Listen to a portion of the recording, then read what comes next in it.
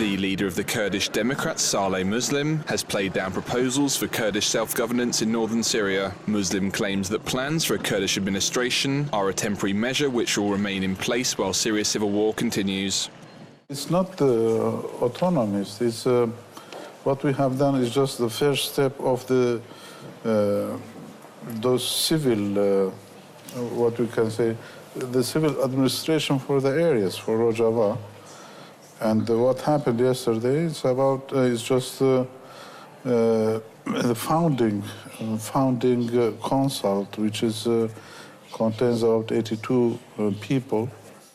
Insurgents linked to the Kurdish Democrats have killed around 3,000 hardline Islamist militants in northern Syria. Muslim says the violence arose because the al-Qaeda-linked fighters are interested in oil reserves based on Kurdish territory.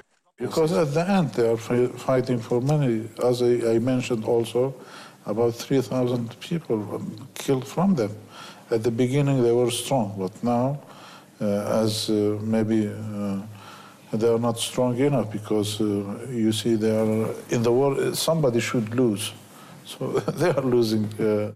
Despite fighting against the Sunni Muslim militants in northern Syria, the Kurds deny claims they are working with the Shia Muslim forces loyal to Syrian President Bashar al-Assad, which have been battling Islamists elsewhere since the start of Syria's 32-month-long conflict.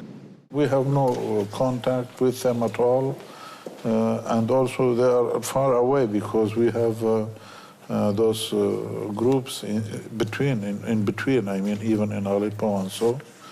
So we have any relations with them.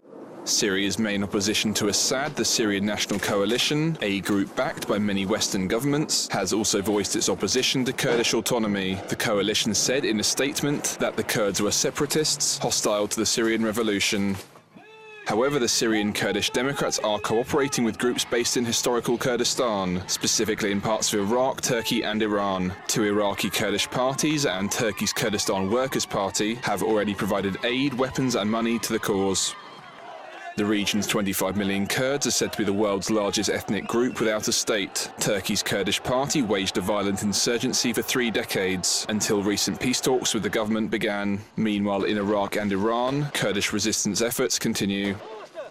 Despite the Syrian Kurds seeking to play down their desire for autonomy, there are increasing concerns of a balkanization of the region, which could spread violence and disrupt the fragile balance of power.